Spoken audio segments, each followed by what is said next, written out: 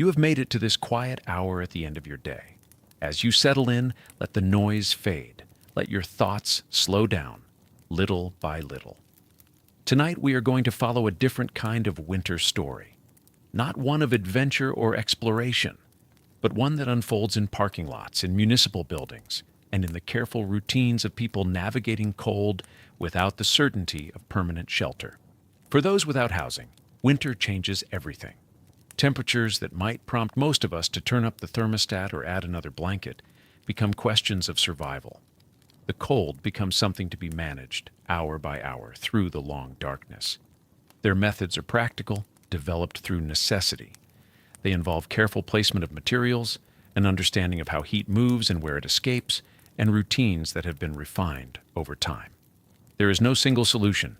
It is many small acts, repeated each night, that make rest possible. Over the next while, we will move through one winter night in two different settings. We will see how a steel automobile becomes a refuge through layers and reflective barriers.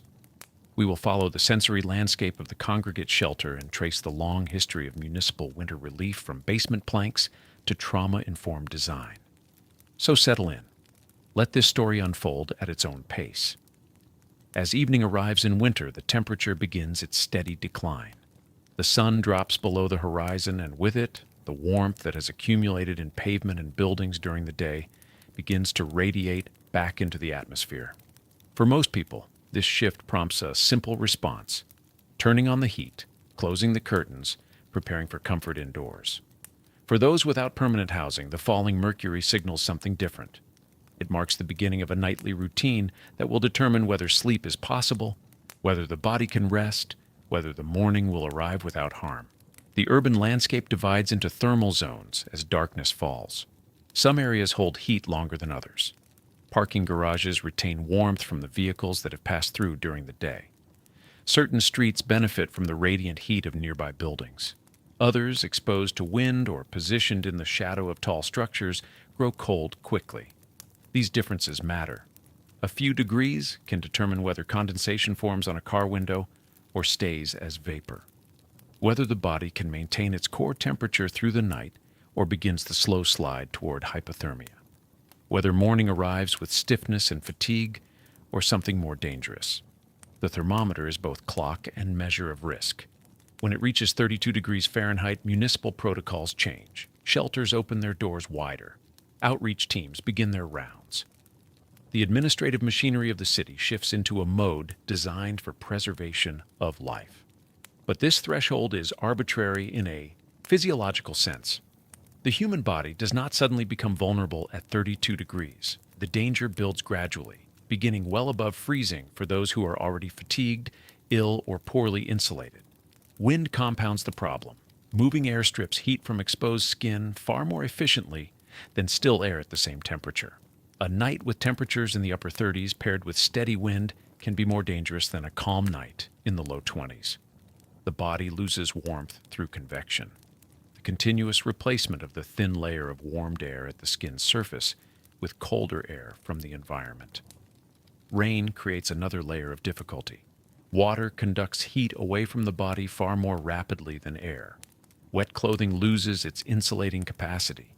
Dampness seeps into sleeping bags and blankets, transforming them from barriers against the cold into conduits for heat loss. For someone living in a vehicle, the evening descent of temperature begins a series of preparations. Windows must be covered, gaps must be sealed. Layers must be arranged in a specific order, each one serving a distinct function in the thermal architecture of the night. For someone walking toward a shelter, the falling temperature is permission to enter a space they might otherwise avoid. The cold grants access. It overrides the concerns about noise, about crowding, about the loss of autonomy that comes with accepting municipal care. In both settings, the thermometer governs the rhythm of the night. It determines when preparation begins, when sleep might be attempted, and when the body's internal defenses will be tested most severely. The coldest hours arrive between 3 and 5 in the morning. This is when the earth has radiated away the last of the previous day's warmth, when the body's circadian rhythm reaches its lowest metabolic point, when sleep, if it has come at all, is at its most fragile. This is the hour when the hypothalamus must work hardest. When the thin margin between safety and crisis is most narrow, when the routines established at dusk prove their worth or fail.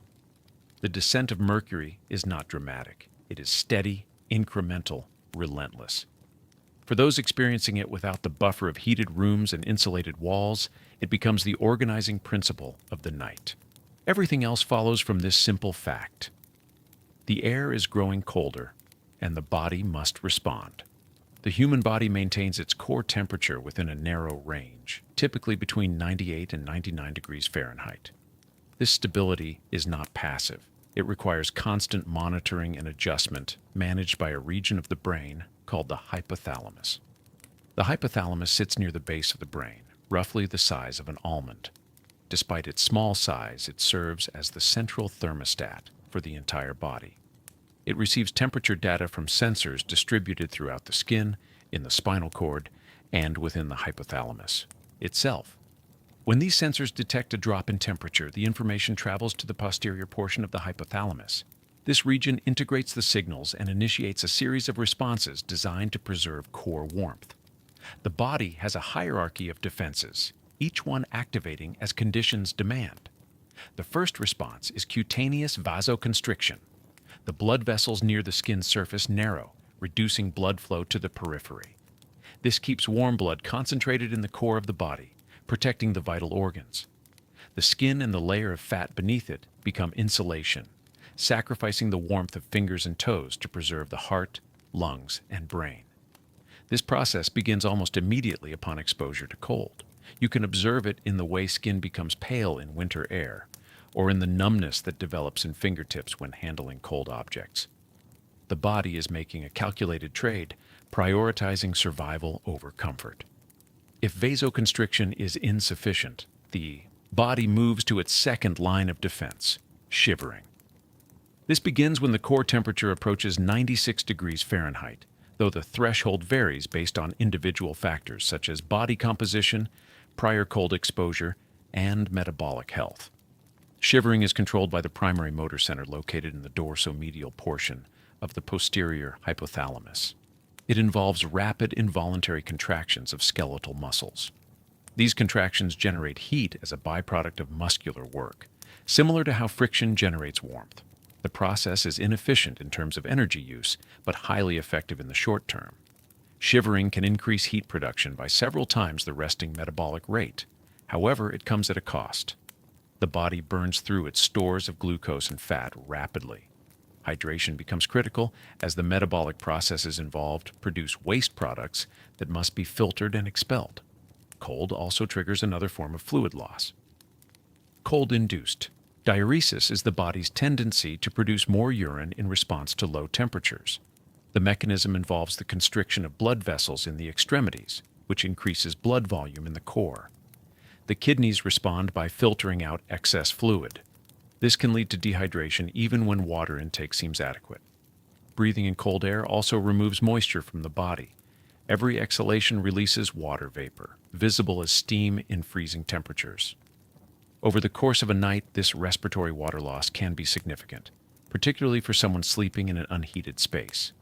Beyond shivering, the body has a third, less visible defense, non-shivering thermogenesis. This occurs in brown adipose tissue, a specialized type of fat found primarily in the neck, shoulders, and around the spine.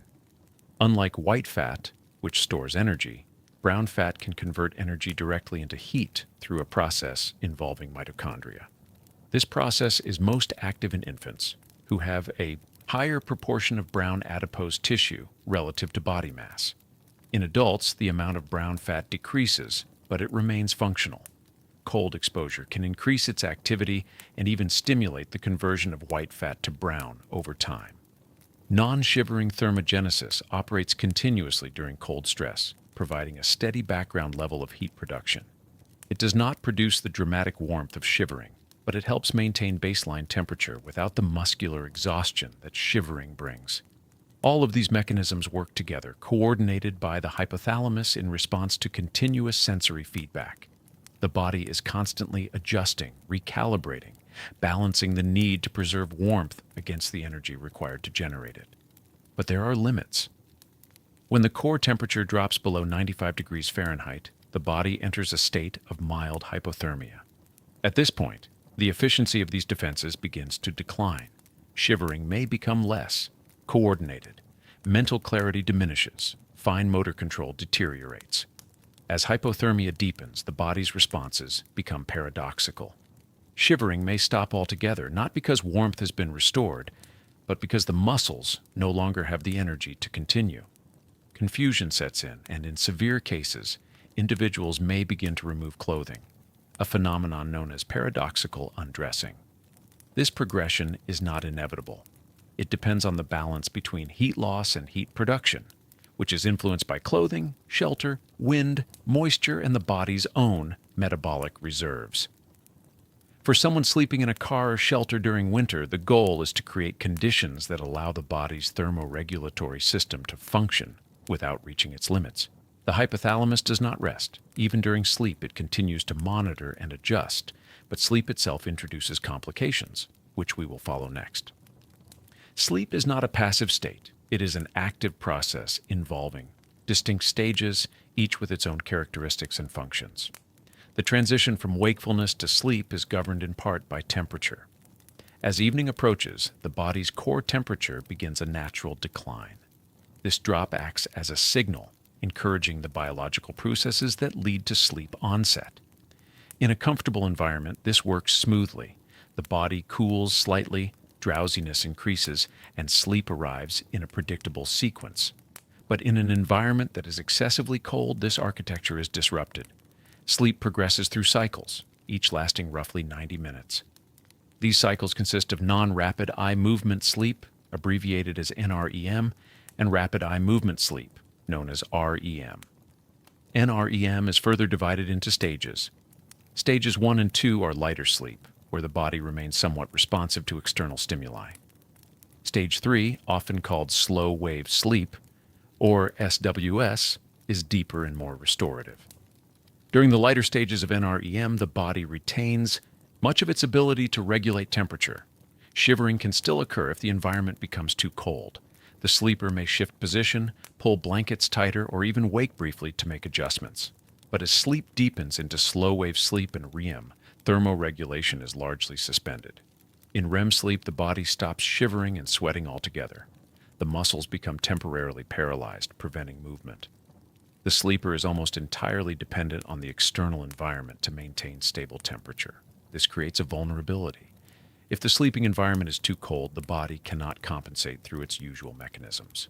Core temperature may continue to drop. The sleeper may wake frequently as the discomfort crosses the threshold that triggers arousal. Or, in more severe cases, the body may remain asleep while hypothermia develops. Research conducted with homeless adults in Seattle documented this problem directly. The study measured sleep duration and quality during winter months, comparing individuals living on the streets or in vehicles with those who had stable housing. The results showed that homeless individuals slept, on average, 1.5 hours less per night than housed individuals. The sleep they did achieve was fragmented, with frequent awakenings and reduced time spent in the deeper, restorative stages. This sleep deprivation is not merely a matter of fatigue. It compounds other health issues. Poor sleep impairs immune function, making respiratory infections more likely. It worsens symptoms of mental illness, increasing anxiety, and making it harder to manage stress. It reduces cognitive function, affecting decision-making and the ability to navigate the bureaucratic systems required to access services. The relationship between cold and poor sleep creates a feedback loop. Cold disrupts sleep. Poor sleep reduces the body's resilience to cold. The cycle continues night after night, wearing down physical and mental reserves. Cold exposure also increases wakefulness through direct physiological pathways. Discomfort from shivering, numbness in the extremities, or the need to urinate due to cold-induced diuresis all trigger arousals. Each awakening pulls the sleeper out of deeper stages and back into lighter sleep or full consciousness. Re-entering deep sleep becomes progressively harder as the night wears on. For someone sleeping in a car, the goal is to create an environment stable enough that the body does not need to wake repeatedly to defend itself. This requires managing heat loss through insulation and minimizing the factors that trigger arousal, such as moisture, drafts, and temperature fluctuations. For someone in a shelter, the challenge is different. The room may be warm, but other factors disrupt sleep. Noise from other residents, the smell of crowded bodies, and the hourly wellness checks mandated by some facilities all fragment the night. The architecture of sleep collapses under these conditions just as it does in the cold, though for different reasons. The need for REM sleep is particularly acute. This stage is associated with emotional regulation and memory consolidation. Chronic deprivation of REM sleep has been linked to increased rates of depression, irritability, and difficulty processing traumatic experiences. For individuals who may already be coping with significant psychological stress, the loss of REM sleep adds another layer of burden. Slow-wave sleep is equally important. This is when the body performs much of its physical repair, releasing growth hormones and consolidating the immune response. Without adequate SWS, wounds heal more slowly, infections linger, and the wear of daily life accumulates without sufficient recovery. The relationship between sleep and temperature is one of mutual dependency. Sleep is most likely to occur when the body can afford to relax its defenses, confident that warmth will be maintained.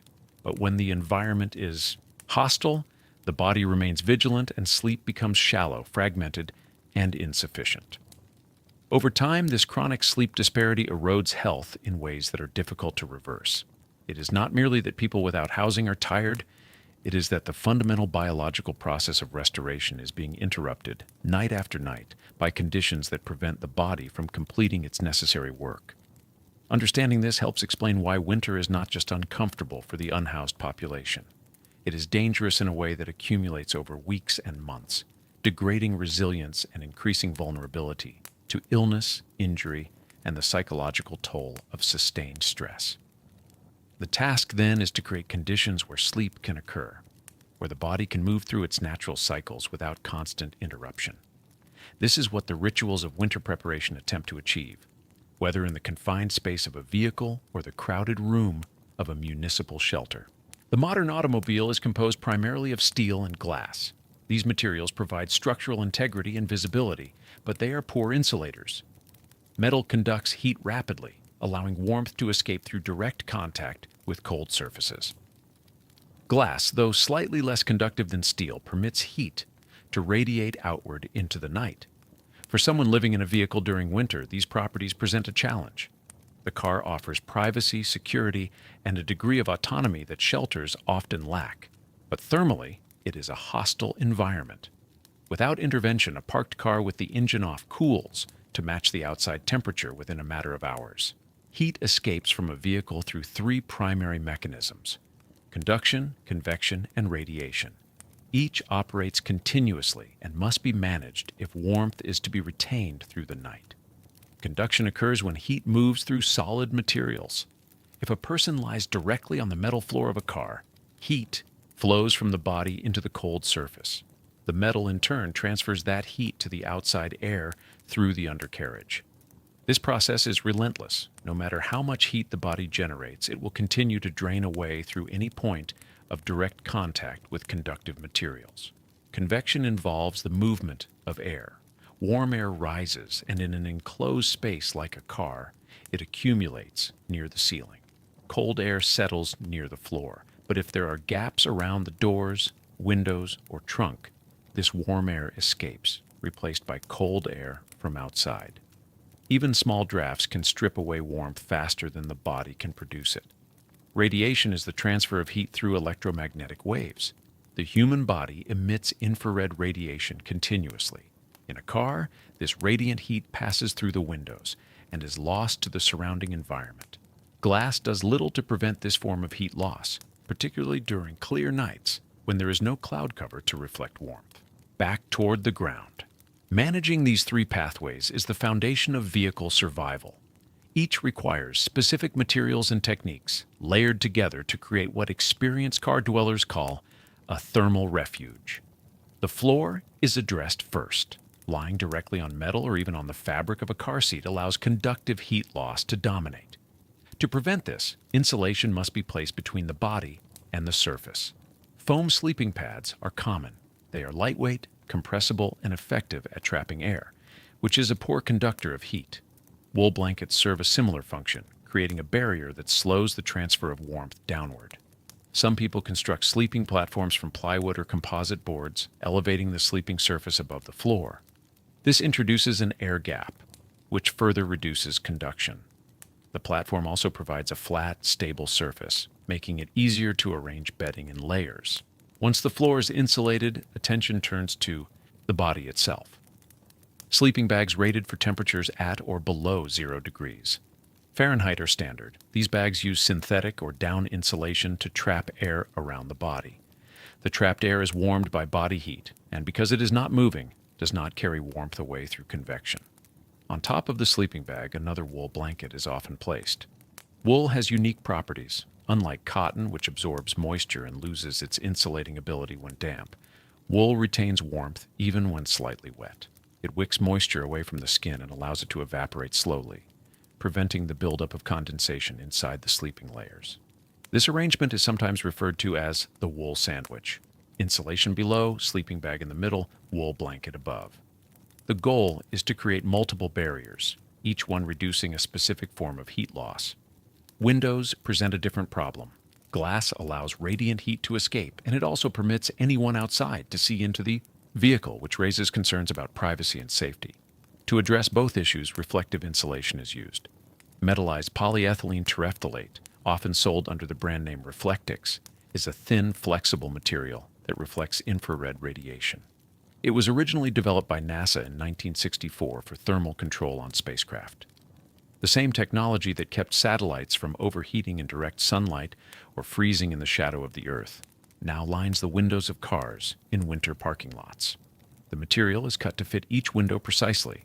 It is held in place with suction cups, clips, or tucked into the window frames. Once installed, it reflects up to 90% of the body's radiant heat back into the interior. It also provides complete visual privacy, which allows the occupant to rest without the anxiety of being watched or disturbed. Some people supplement this with additional layers. Foam board insulation, blankets, or even cardboard can be placed over the reflective layer to provide further thermal mass and block drafts. The effect is cumulative. Each layer reduces heat loss by a small margin, but together they create an environment where the body's own warmth is sufficient to maintain a survivable temperature. Drafts are managed by sealing gaps. Weather stripping, towels, or pieces of foam are pressed into the spaces around doors and windows. Even a small gap can allow cold air to enter and warm air to escape, undermining the insulation elsewhere. Attention to these details is what separates a merely uncomfortable night from one that is genuinely dangerous. The car becomes, in effect, a cocoon. The steel shell is no longer a conduit for heat loss, but a container, wrapped in layers that slow the leakage of warmth. The transformation is methodical, the result of routines developed through necessity and refined over time. But there is one element that cannot be fully sealed: the need for ventilation. And this introduces the moisture problem, which we will follow next. The layering of materials in a vehicle is not arbitrary. Each element serves a specific function, and the order in which they are arranged determines their effectiveness. The wool sandwich is the most common configuration, tested and refined by those who have spent many winters sleeping in cars. It begins with the base layer. The floor of a vehicle is the coldest surface, both because cold air settles and because the undercarriage is exposed directly to the outside air. Lying on this surface without insulation results in rapid conductive heat loss. The body cannot generate warmth faster than it is drawn away through the metal. To prevent this, a foam pad, or thick wool blanket, that is laid down first. Foam pads designed for camping are effective because they trap air in small pockets. Air is a poor conductor of heat, so these pockets act as barriers, slowing the transfer of warmth from the body to the floor. Wool blankets provide similar insulation, though through a different mechanism. Wool fibers are crimped and coiled, creating spaces that trap air. The natural structure of the fiber also allows moisture to be absorbed and released without compromising the insulation. This is critical in the confined space of a car, where moisture management becomes a central concern. On top of this base layer, the sleeping bag is placed. The bag itself is a system of insulation, typically filled with either synthetic fibers or down. Synthetic insulation is less expensive and retains warmth even when damp. Down is lighter and compresses more easily, but it loses its insulating capacity if it becomes wet. The sleeping bag is rated by temperature. A bag rated to 0 degrees Fahrenheit is designed to keep the average person warm down to that temperature under calm, dry conditions. However, ratings are often optimistic. They assume the sleeper is well fed, dry, and not already fatigued. In practice, a bag rated to 0 may only be comfortable, down to the mid-teens for someone who is tired or has limited body fat. The top layer of the sandwich is another wool blanket. This serves multiple purposes. It adds an extra barrier against heat loss through radiation and convection. It provides weight, which helps the layers beneath stay in contact with the body, reducing air gaps where warmth can escape. And it can be pulled over the head if needed, creating a microclimate around the face and neck. Some people add a wool hat or balaclava. The head loses heat through radiation more quickly than other parts of the body because it has a high surface area relative to volume and less insulating fat. Covering the head can make a significant difference in overall thermal comfort. Inside the sleeping bag, layered clothing is common. Long underwear made from wool or synthetic materials forms a base layer against the skin. This wicks moisture away and provides the first line of insulation. Over this, a fleece or down jacket may be worn. Multiple thin layers are more effective than a single thick layer because they trap air between them, creating additional insulating pockets. Feet are particularly vulnerable. Blood flow to the extremities is reduced during cold exposure due to vasoconstriction, so the feet often feel cold even when the core is warm. Wool socks, sometimes 2 pairs, are standard.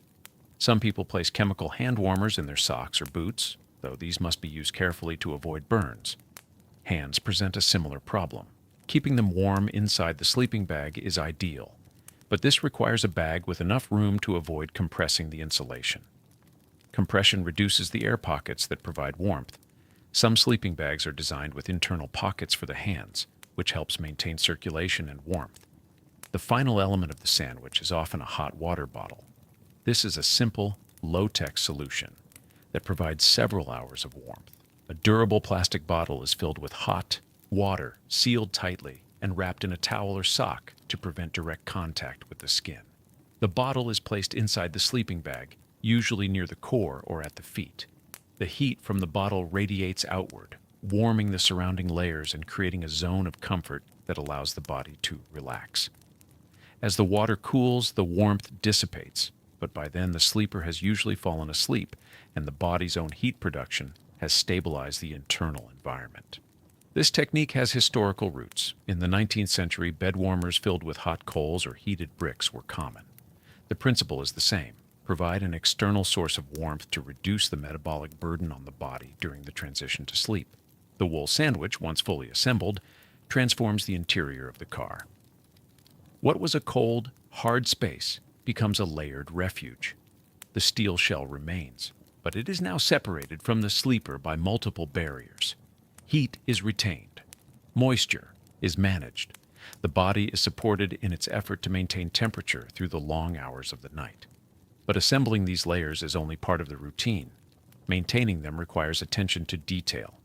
Blankets shift, insulation compresses, gaps appear. Throughout the night, small adjustments may be needed. Pulling a blanket tighter, tucking a towel into a new draft. Shifting position to avoid pressure points where cold seeps through. These adjustments are made in a state of semi-consciousness, part of the rhythm of winter sleep.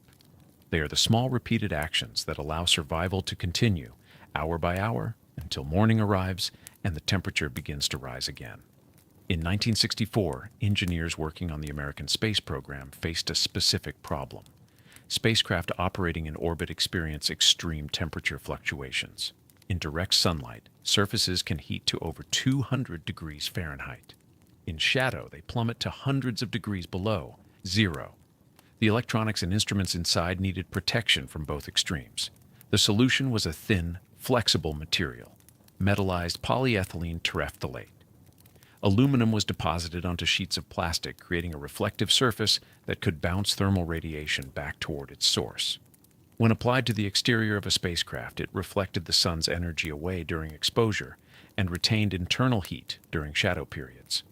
This material, often referred to by the abbreviation MPET or by brand names like Reflectix and Space Blankets, proved remarkably effective. It weighed almost nothing, could be folded into compact packages, and required no power to function. It worked purely through the physics of reflection. The same properties that made it useful in orbit make it valuable on Earth. A human body emits infrared radiation continuously as part of its normal heat production. In a cold environment, this radiation escapes into the surrounding air, carrying warmth. Away! Reflective insulation intercepts this radiation and sends it back toward the body. For someone sleeping in a vehicle, windows are the primary pathway for radiant heat loss. Glass is largely transparent to infrared radiation. A person lying near a window loses heat through it, just as they would if the window were not there at all. The glass provides protection from wind and precipitation, but it does little to prevent thermal radiation from escaping. Covering the windows with MPET changes this. The metallized surface reflects infrared radiation back into the interior. Studies suggest that up to 90% of radiant heat can be retained, though the actual percentage depends on how tightly the material fits and whether there are gaps around the edges. The installation is straightforward. Measurements are taken for each window. The material is cut to size using scissors or a utility knife. Some people create templates from cardboard first, refining the fit before cutting the more expensive insulation. Once cut, the pieces are held in place using suction cups designed for hanging lightweight objects on glass, or by tucking the edges into the rubber seals around the window frames. The effect is immediate. The interior of the car becomes visually isolated from the outside. No light enters, and no one can see in. This privacy is as important as the thermal benefit for many people. The ability to sleep without being observed, without the anxiety of a flashlight beam or a knock on the window, allows rest to deepen. During the day, the insulation is often removed or folded back to allow visibility and light. Driving with covered windows is neither safe nor legal. The material is stored in a bag or draped over the back seat, ready to be reinstalled as evening approaches. This daily assembly and disassembly becomes part of the rhythm, a signal that the transition from day to night is beginning. Some people add additional layers over the MPET foam board. Insulation, cut to the same dimensions, provides extra thermal mass and blocks drafts more effectively. Wool blankets or sleeping bags can be hung over the windows, creating an air gap between the reflective layer and the outer fabric. This layering follows the same principle as the wool sandwich. Multiple barriers, each reducing heat loss by a small margin, together creating a stable environment. The use of space blankets extends beyond windows. The thin, crinkly sheets, often distributed by emergency services, are made from the same material. These blankets are lightweight and packable, making them easy to carry. When wrapped around the body or placed inside a sleeping bag, they reflect body heat back toward the core. However, they have limitations. The material does not breathe. Moisture cannot escape through it. If used directly against the skin or as the innermost layer of bedding, condensation builds up, leading to dampness. For this reason, space blankets are typically used as an outer layer over clothing or bedding rather than as a replacement for fabric insulation. The connection between spacecraft engineering and car dwelling is rarely discussed, but it is direct. The same physics governs both. The same need to manage radiant heat in an environment that offers no natural warmth. The technology moves from orbit to Earth, from billion-dollar missions to parking lots, serving the same function in radically different contexts. There's no irony here, only utility. The material works. It is inexpensive, widely available, and requires no specialized knowledge to use. Hardware stores stock it in rolls. Emergency kits include folded versions. It has become a standard element of winter survival for those without housing, passed along through informal networks and learned through trial. The transformation of a car through the application of reflective insulation is subtle but significant. The interior, once an extension of the cold outside, becomes a controlled space.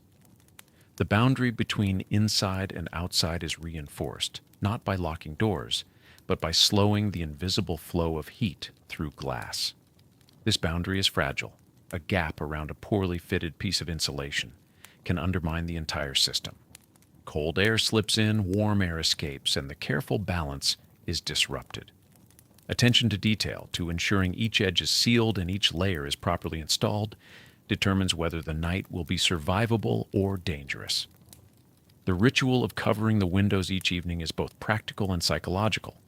It marks the beginning of the private hours, the time when the vehicle shifts from a means of transportation to a place of rest. The act itself is calming, methodical. Each window covered is a step toward safety, toward the controlled environment that allows sleep. Every breath a person takes releases water vapor into the air. This is a continuous process, occurring whether the person is awake or asleep, active or at rest, in an open environment. This moisture disperses harmlessly. In a small enclosed space like a vehicle, it accumulates. The interior volume of a typical sedan is roughly 100 cubic feet. A person exhales approximately 17 ounces of water over the course of 8 hours of sleep. In a sealed car, this moisture has nowhere to go. It saturates the air, raising the humidity to levels where condensation becomes inevitable. Condensation occurs when warm, moist air contacts a cold surface.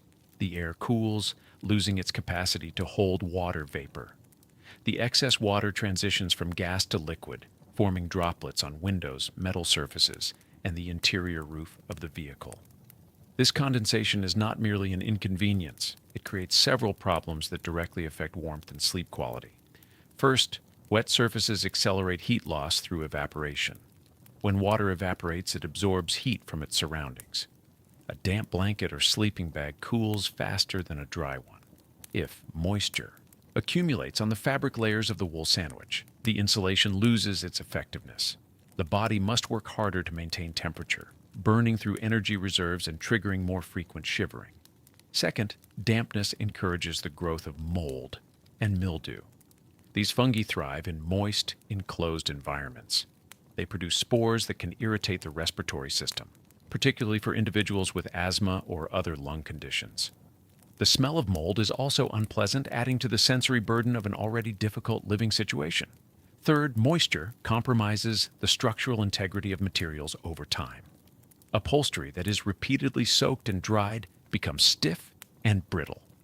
Metal surfaces rust. Foam insulation absorbs water and loses its ability to trap air.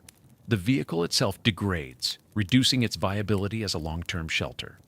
Managing moisture is therefore a critical part of the nightly routine. The most common method is controlled ventilation. By leaving a window open by a small amount, usually around half an inch, moist air is allowed to escape, replaced by drier air from outside. This creates a dilemma. Opening a window allows cold air to enter, which seems counterproductive when the goal is to stay warm, but the trade-off is necessary. A small continuous exchange of air prevents the buildup of humidity, which in turn prevents condensation and the associated problems. The gap must be carefully calibrated. Too large, and the heat loss through convection becomes significant. Too small, and moisture continues to accumulate. Half an inch is a guideline, not a rule. Conditions vary based on outside temperature, humidity, and the number of people in the vehicle. A single person produces less moisture than two people sleeping together. Rain guards, plastic visors that attach to the exterior of the vehicle above the windows, help conceal the gap. They allow the window to be cracked without rain entering and without the opening being obvious to someone passing by. This maintains both dryness and a degree of stealth, which is important in areas where sleeping in vehicles is discouraged or prohibited. Some people use battery-powered fans to improve air circulation. A small fan placed near the cracked window can help move moist air out and draw drier air in. This reduces the likelihood of condensation forming on surfaces. However, fans require batteries, which add to the ongoing cost of survival and must be replaced or recharged regularly. Another approach involves desiccants, materials that absorb moisture from the air. Silica gel packets, the kind found in packaging for electronics or shoes, can be collected and placed in open containers inside the car. They absorb water vapor, reducing humidity. Once saturated, they can be dried out by placing them in sunlight or near a heat source, then reused. Calcium chloride, sold as a moisture absorber for basements and closets, is more effective than silica.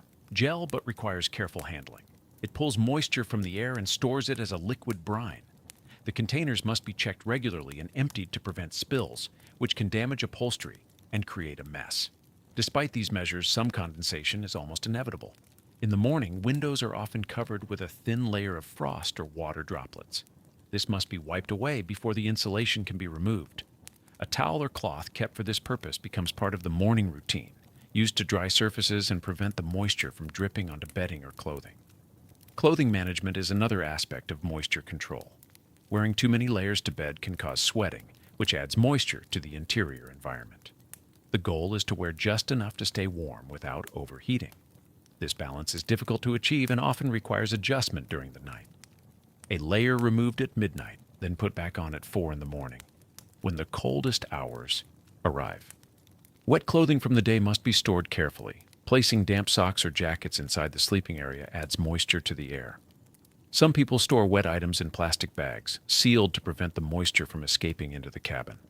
Others drape them over the dashboard or near the defroster vents, allowing them to dry during the day when the engine is running. The moisture problem illustrates a broader principle of vehicle survival. Every solution creates new challenges. Sealing the car to retain heat traps moisture. Opening the car to release moisture lets in cold. Layering clothing for warmth risks sweating. The task is not to eliminate all problems, but to find a balance where each issue is managed well enough that none becomes catastrophic. This balance is learned through experience. A first night in a car often ends with damp bedding and a rude understanding of condensation physics. Over time, the routines are refined. The window is cracked earlier. Fewer layers are worn to bed. A towel is kept within reach for morning drying. Each adjustment is small, but together they make the difference between waking miserable and waking merely cold. The practice of leaving a window partially open during winter sleep appears counterintuitive. The night is cold. The goal is warmth. Opening a window seems to invite the very problem one is trying to avoid. Yet this practice is nearly universal among experienced car dwellers. It is one of the first lessons passed along in informal conversations, in online forums, and through direct observation. The half-inch gap is not a compromise. It is a necessity. The logic becomes clear when the consequences of a fully sealed vehicle are understood. Moisture accumulates, condensation forms. The interior becomes what some describe as a damp greenhouse, cold and wet simultaneously. Sleeping bags lose their insulating capacity. Clothing becomes clammy. The air itself feels thick and difficult to breathe. The half-inch gap prevents this. It allows moist air to escape through a process driven by small differences in pressure and temperature. Warm, humid air is slightly less dense than cold, dry air. It rises and moves toward openings. The gap at the top of the window provides a pathway for this air to exit. At the same time, cold air from outside enters, but in limited amounts. The exchange is gradual, not a sudden rush. The reflective insulation on the other windows, the layered bedding, and the body's own heat production are usually sufficient to offset the small amount of cold air entering through the gap. The size of the gap matters. Half an inch is a starting point based on the geometry of most car windows and the need to balance ventilation with heat retention. In extreme cold, the gap may be reduced slightly. In milder temperatures, it may be widened. The adjustment is guided by observation. If condensation is forming on the windows in the morning, more ventilation is needed. If the interior feels excessively cold during the night, the gap may be too large. The position of the gap is also important. Cracking the window at the top rather than the bottom takes advantage of the natural tendency of warm air to rise. The gap should be on the leeward side of the vehicle if there is wind to prevent cold air from being forced directly into the interior. Rain guards serve a dual function. They keep precipitation out, allowing the window to remain cracked even during rain or snow. They also obscure the gap from casual observation. In many cities, sleeping in a vehicle is prohibited or restricted. The presence of a visibly cracked window can signal to authorities or others that someone is inside, which may lead to disturbance or enforcement action. The rain guard provides a degree of concealment, making the vehicle appear unoccupied. Some people use alternative methods to achieve the same goal. A sunroof, if the vehicle has one, can be tilted open slightly. The opening is at the highest point of the interior, making it efficient for releasing warm, moist air.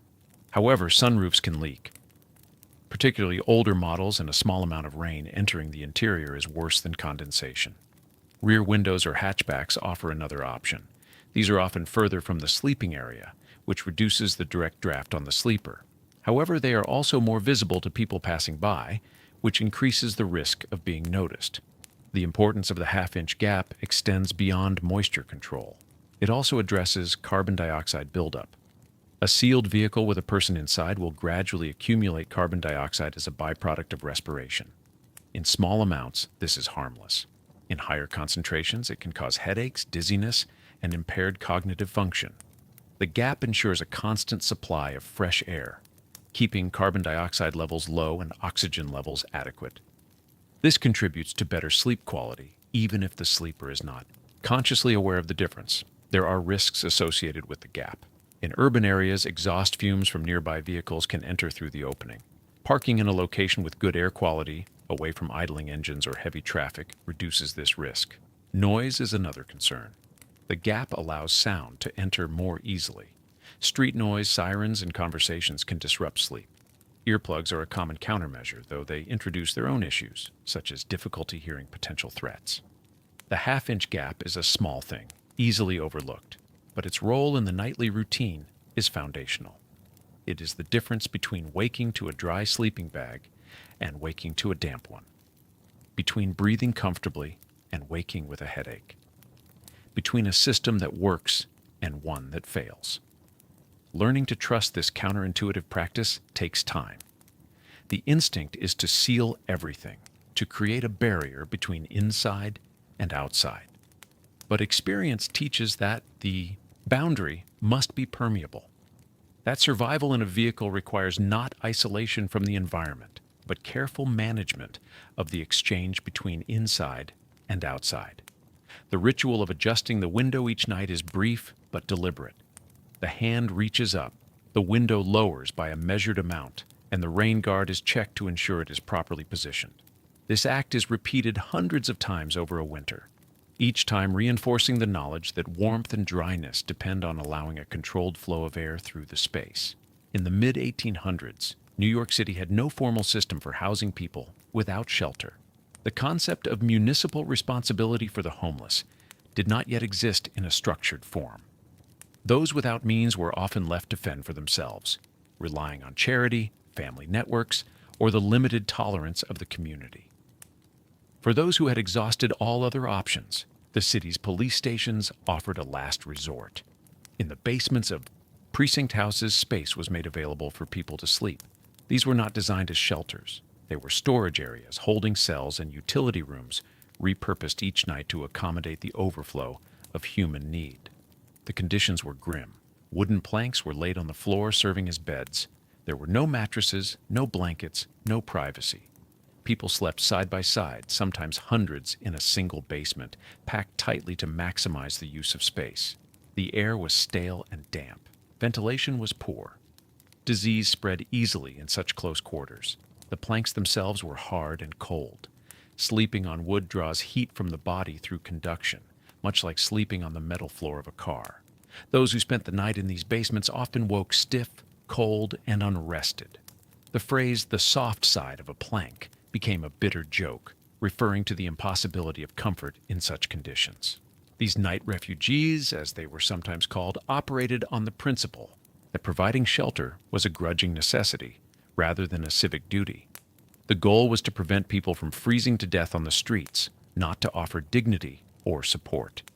The experience was designed to be unpleasant enough that people would seek any alternative rather than return. Hygiene was minimal. There were no facilities for bathing or washing clothes. Lice and bedbugs were common. Tuberculosis, which spread through close contact, and poor air quality, was a constant threat. Mortality rates among those who used the night refugee as regularly were high, though precise statistics from the period are sparse. The social reformer Jacob Riis documented these conditions in the late 1800s. Riis was a police reporter and photographer who focused on the lives of the poor in New York City. He visited the basements, interviewed the people who slept there, and published accounts of what he found. In his writing, Riis called the police station lodgings an awful parody on municipal charity. He argued that the city was failing in its responsibility by offering shelter so degraded that it barely qualified as such. His photographs, though limited by the technology of the time, showed the crowded conditions and the exhausted faces of those who had no other option. Riis campaigned for the closure of the police station basements. He framed the issue not as one of cost, but of human decency. The city, he argued, could do better. It should do better. The basements were not solving the problem of homelessness, they were merely warehousing the consequences of economic inequality and social failure. His advocacy, combined with growing public awareness and pressure from other reformers, eventually led to change. In the early 1900s, the city began to close the police station lodgings and replace them with purpose-built facilities.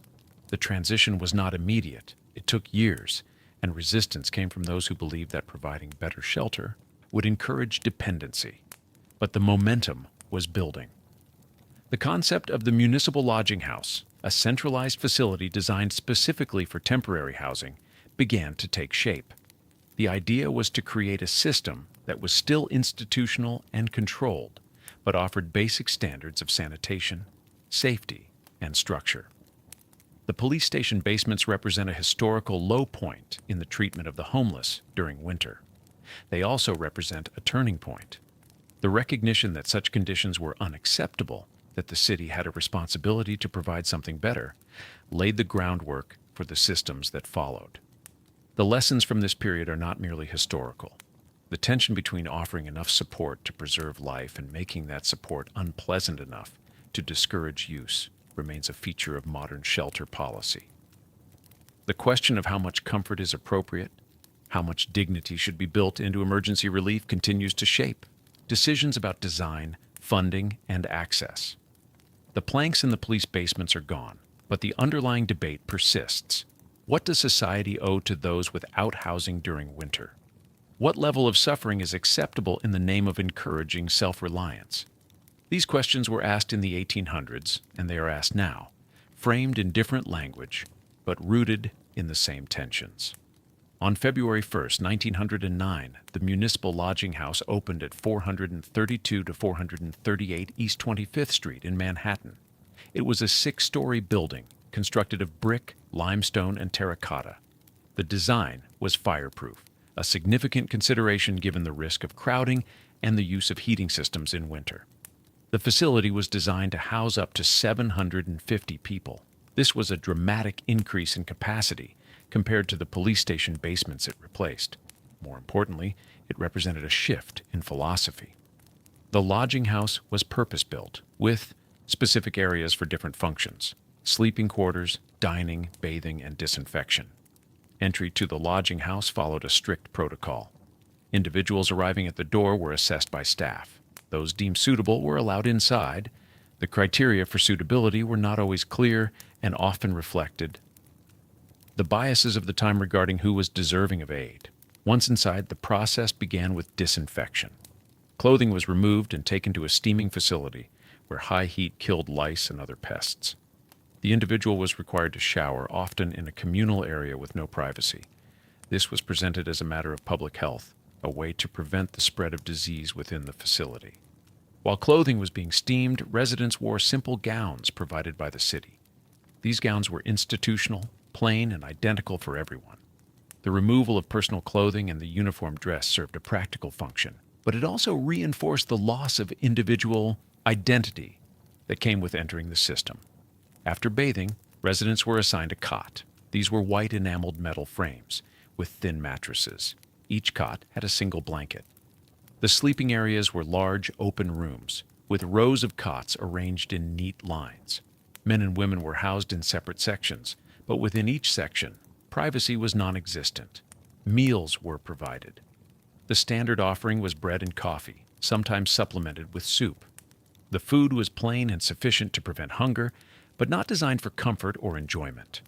The goal was sustenance, not satisfaction.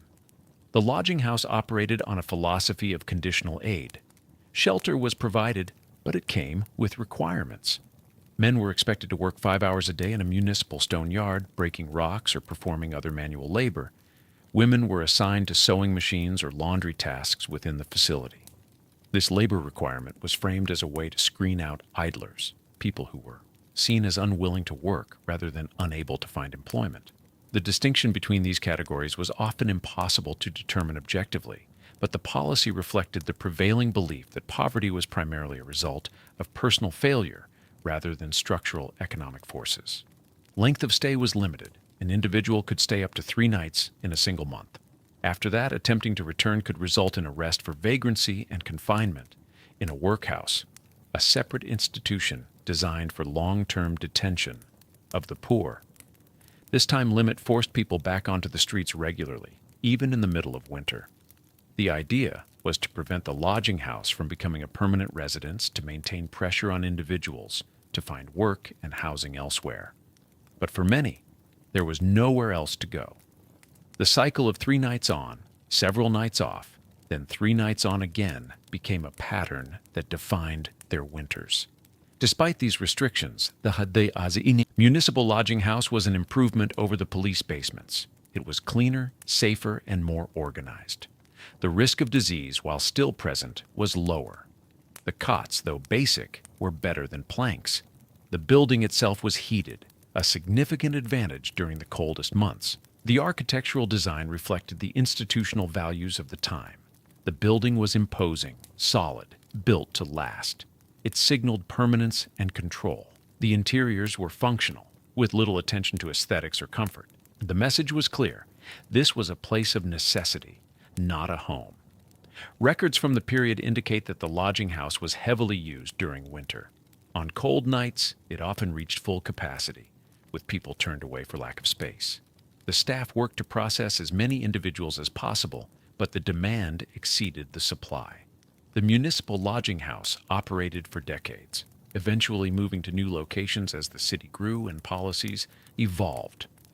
The original building on 25th Street no longer serves this function, but the model it established influenced shelter design across the country. The lodging house represented a step forward in the recognition that winter homelessness required a systematic response. It also codified the idea that this response should be institutional, controlled, and conditional. The balance between providing aid and maintaining discipline, between offering shelter and discouraging dependence, was built into the structure and operation of the facility. This balance remains contested. Modern shelters grapple with the same questions. How much autonomy should residents have? What behaviors are acceptable? How long can someone stay? The answers have changed over time, but the questions themselves are continuous, rooted in the early experiments, like the municipal lodging house.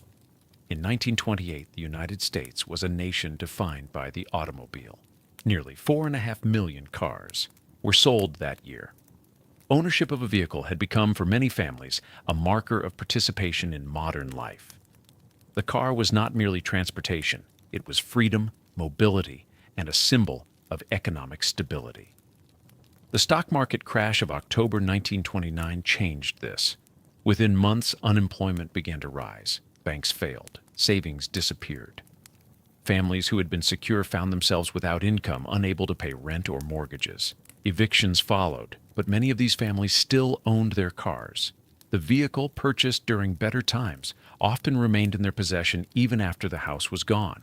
It became the last asset, the final piece of property that stood between them and complete destitution. Gasoline, however, was no longer affordable. A gallon cost roughly 20 cents, a sum that was beyond reach for those with no income. The car, designed to run on fuel, sat idle.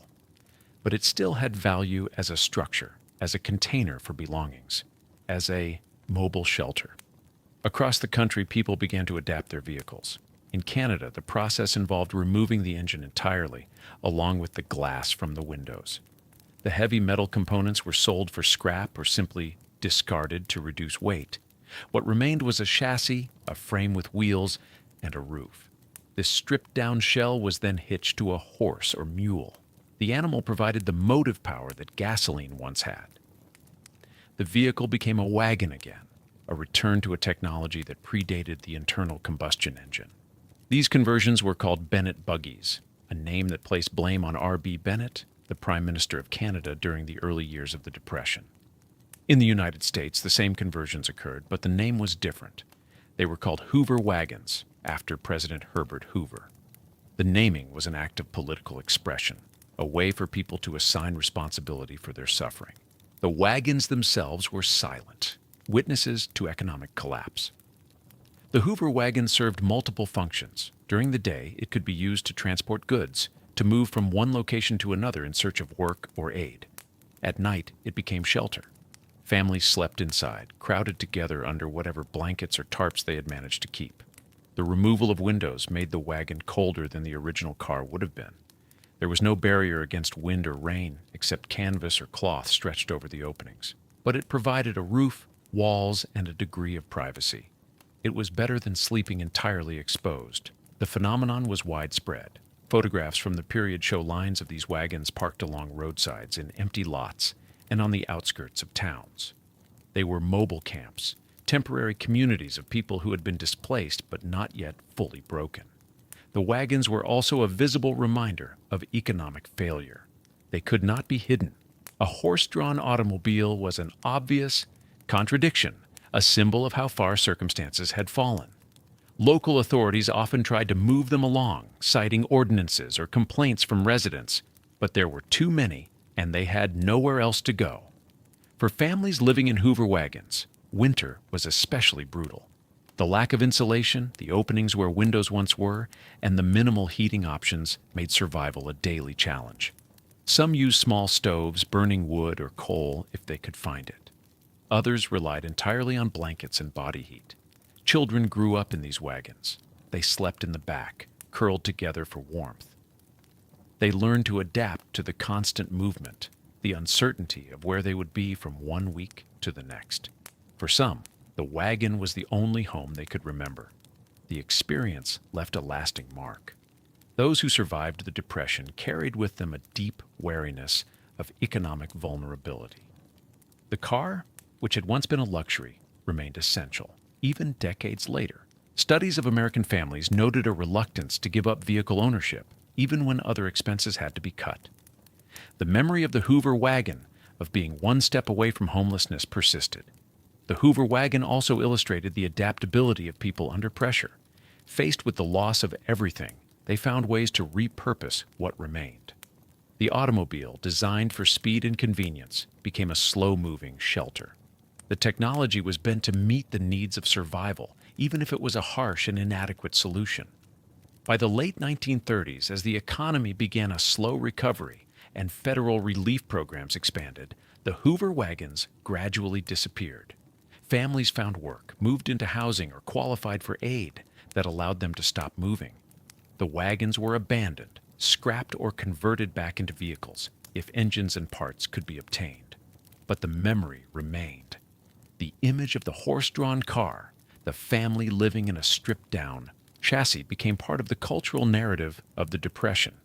It stood alongside breadlines and Hoovervilles as a symbol of what people endured. The connection to the present is direct.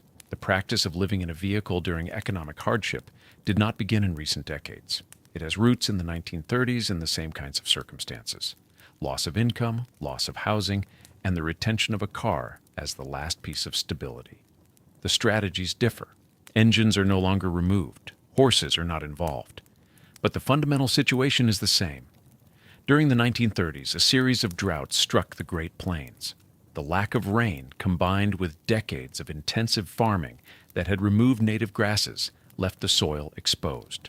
Wind carried it away in massive storms, creating clouds of dust that darkened the sky and buried homes. The region most affected included parts of Oklahoma, Texas, Kansas, Colorado, and New Mexico. Farmers who had worked the land for generations found it impossible to grow crops.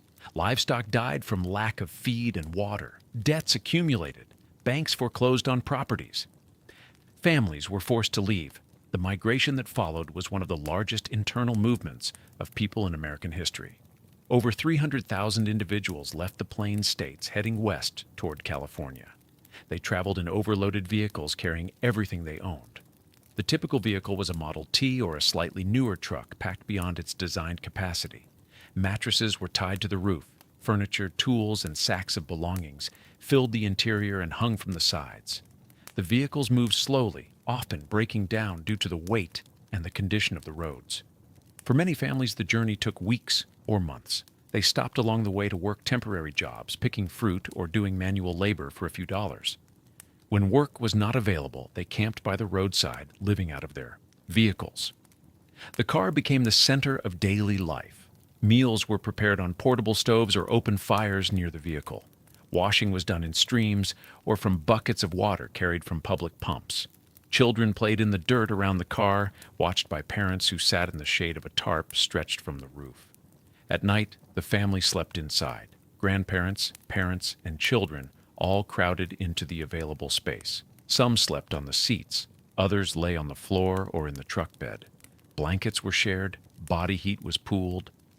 The proximity was uncomfortable, but it was necessary for warmth.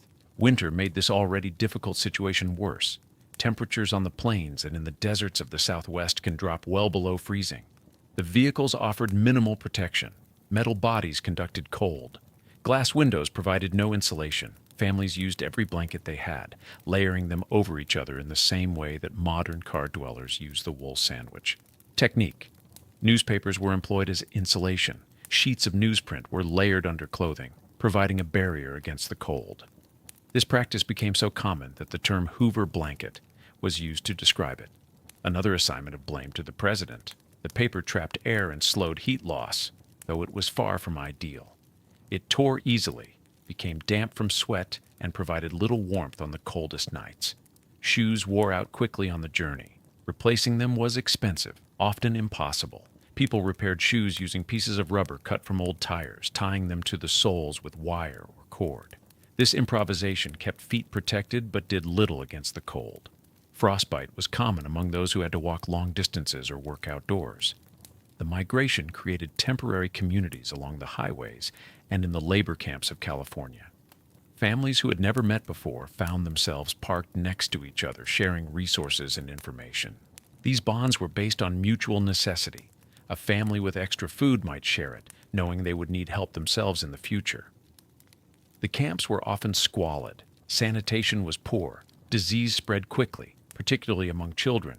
Pneumonia, dysentery, and malnutrition were constant threats. Medical care was scarce. Those who became seriously ill often had no choice but to continue moving, hoping to reach a hospital or a place where aid was available. Despite these hardships, families maintained routines. Children were taught lessons by parents who had some education. Meals were taken together when possible. Clothing was mended. The rituals of daily life continued, even in the most degraded circumstances. These routines provided a sense of normalcy, a psychological anchor in a situation defined by instability. The journey west was not the escape many had hoped for. California's agricultural economy could not absorb the influx of workers. Wages were low. Competition for jobs was fierce. Families who arrived expecting opportunity often found themselves living in the same conditions they had fled, but without the support networks they had left behind. Many continued to live in their vehicles even after reaching California. Parking in orchards or along irrigation ditches, they moved from harvest to harvest, following the crops. The car remained their home, sometimes for years.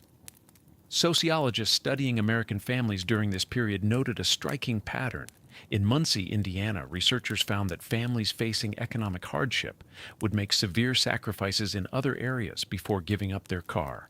They would forego new clothing, reduce food expenditure, and delay medical care, but they would continue to make payments on the vehicle. The car represented mobility, the possibility of escape, and a final claim to dignity. To lose the car was to lose the last measure of control over one's circumstances. This prioritization, documented in the late 1920s, only intensified during the Depression. The Dust Bowl migration shaped a generation's understanding of survival. Those who lived through it carried the knowledge that stability could disappear rapidly, that institutions could fail, and that the family unit, along with whatever possessions could fit in a vehicle, might be all that stood between survival and complete collapse. The strategies developed during this period, layering newspapers for warmth, repairing shoes with tire rubber, living in a vehicle for extended periods, were passed down, not always explicitly, but as a kind of cultural memory. The understanding that a car could be a home, that winter could be endured in a mobile shelter, became part of the American experience of poverty. The term Code Blue refers to an emergency protocol activated when temperatures reach a specific threshold. This threshold varies by location but is commonly set at 32 degrees Fahrenheit, the freezing point of water. In colder regions, the trigger may be lower. In Utah, for example, Code Blue is declared at 18 degrees. The designation is administrative. It does not reflect a sudden change, especially in the danger posed by cold. The human body begins to experience stress well above freezing, particularly if clothing is inadequate, if the person is already fatigued, or if wind and moisture are present. But 32 degrees serves as a clear measurable point that can be forecast and communicated. When a code blue is declared, municipal systems shift into emergency mode. The primary change is the suspension of normal shelter eligibility rules. On a typical night, shelters may require identification, sobriety, or adherence to specific behavioral standards. During Code Blue, these requirements are set aside. The goal is to get as many people indoors as possible, prioritizing immediate preservation of life over other concerns. Shelters open additional space. Overflow areas such as gymnasiums, church, basements, or community centers are activated. Cots are set up in hallways and common areas. The official capacity of a facility is exceeded, sometimes by a significant margin. Fire codes and safety regulations are temporarily relaxed to allow more people inside. Street outreach teams intensify their efforts. These teams, often composed of social workers, medical personnel, and peer support specialists, canvass areas known to have concentrations of homeless individuals. They move through encampments, under bridges and into doorways, offering transportation to warming centers. The outreach occurs on a schedule, typically every 2 to 4 hours during the coldest part of the night. The frequency is designed to ensure that someone who refuses transport on the first contact is given additional opportunities to change their mind as the temperature continues to drop and discomfort increases. Warming centers are distinct from overnight shelters. They are temporary spaces where people can sit, warm up, and rest without committing to staying the full night.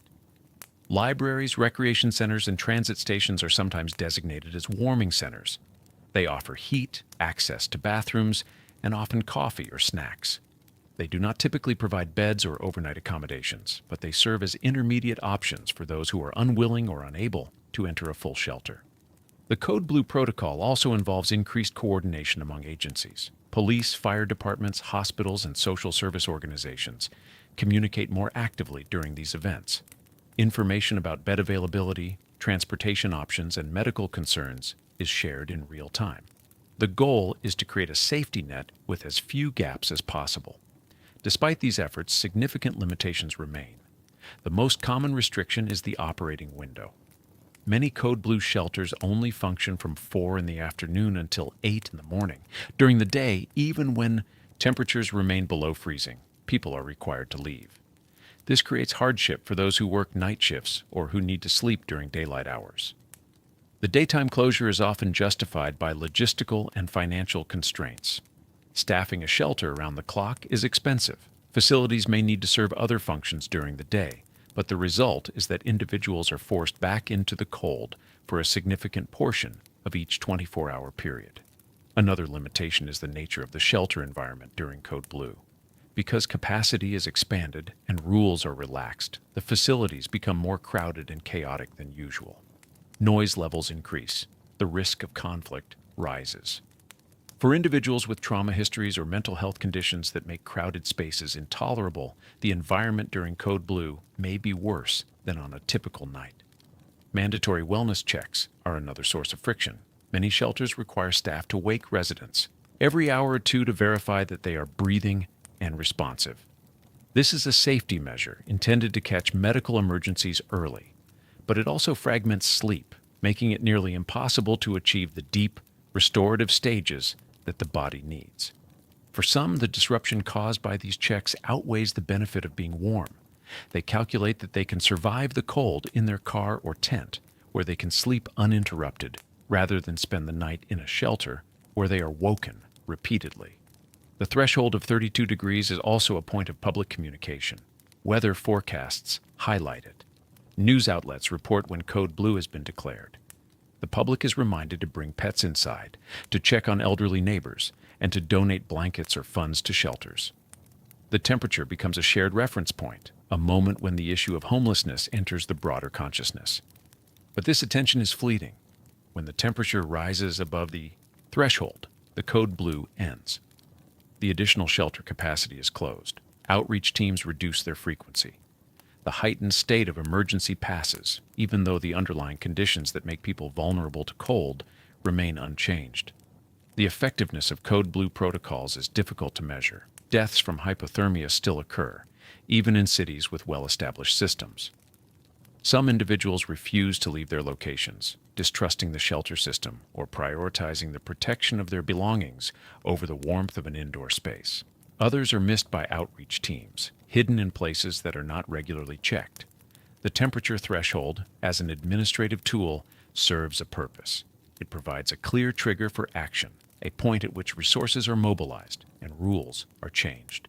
But it also reflects a reactive approach, responding to immediate danger rather than addressing the broader issue of how people survive winter without housing. The threshold does not prevent cold. It does not provide permanent shelter. It is a boundary, marking the point at which society acknowledges that intervention is necessary, but only until the mercury rises again. The concept of an open-door shelter is straightforward. During a Code Blue event, anyone seeking warmth is allowed entry, regardless of whether they meet the usual criteria for admission. There are no questions about sobriety, no requirements for identification, no refusals based on prior behavior. The door is open. This principle is grounded in the recognition that freezing temperatures are life-threatening and that survival takes precedence over other considerations. It is a humane response, widely supported in theory. But the implementation reveals limitations that compromise the promise of unconditional access. The most significant constraint is time. The open-door policy in most cities operates only during specific hours. A common schedule is from 4 in the afternoon until 8 in the morning. This 16-hour window covers the coldest part of the night, when temperatures are at their lowest and the risk of hypothermia is greatest. But it does not cover the full day. At 8 in the morning, residents are required to leave even if the temperature outside remains below freezing. They must exit into the cold, carrying whatever belongings they brought with them, and find somewhere else to spend the daylight hours. For someone who works a night shift, this schedule is particularly difficult. Their need for sleep occurs during the day, when the shelter is closed. They are left with few options: sleep in their car during daylight, find a 24-hour business where they can rest without being asked to leave, or forgo sleep entirely. Warming centers, which operate during the day, do not typically allow sleeping. They are designed for sitting, for warming up, but not for rest.